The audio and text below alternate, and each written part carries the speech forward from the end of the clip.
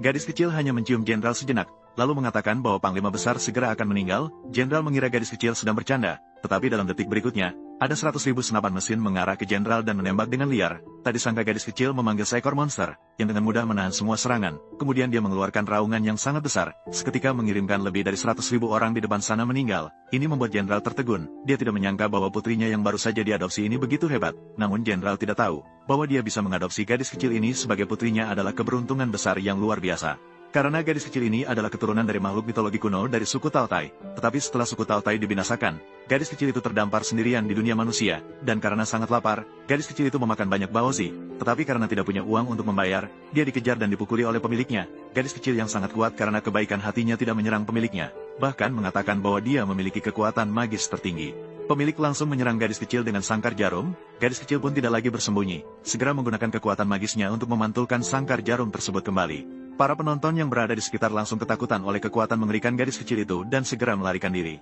Namun, saat gadis kecil itu heran mengapa orang-orang ini begitu takut padanya, sebuah tangan besar diletakkan di atas bahunya, berkata, "Anak kecil, apakah kamu yang melemparkan sangkar jarum ke kepalaku?"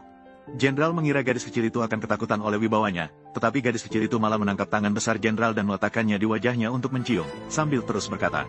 Jenderal segera dengan serius mempertanyakan gadis kecil itu, "Aku adalah iblis besar yang tidak segan membunuh, apakah kamu tidak takut padaku?"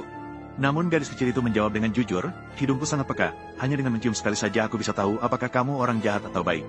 Orang baik memiliki aroma harum, orang jahat memiliki bau busuk, dan di tubuhmu tercium bau daging harum di mana-mana. Jadi kamu pasti orang baik." Jenderal yang pertama kali melihat anak yang begitu menarik ini segera bertanya di mana keluarganya. Gadis kecil itu memberitahu Jenderal bahwa keluarganya hanya tersisa dirinya seorang. Jenderal segera menyadari bahwa gadis kecil itu adalah seorang yatim piatu yang malang, dan berjanji akan memberinya banyak makanan setiap hari.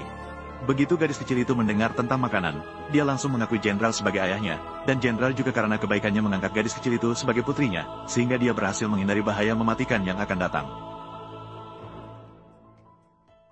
Jenderal dengan senang hati membawa gadis kecil pulang ke rumah, memerintahkan orang untuk membuat 1000 hidangan lezat untuknya.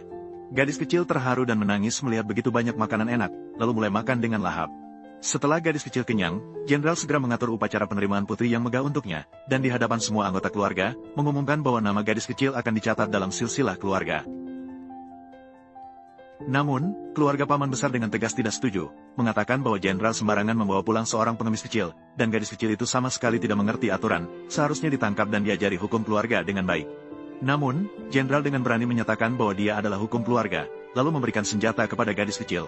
Keluarga paman besar langsung ketakutan, menyarankan Jenderal untuk segera mengambil kembali senjata itu, karena benda itu mudah menyebabkan kecelakaan. Namun, jawaban Jenderal membuat mereka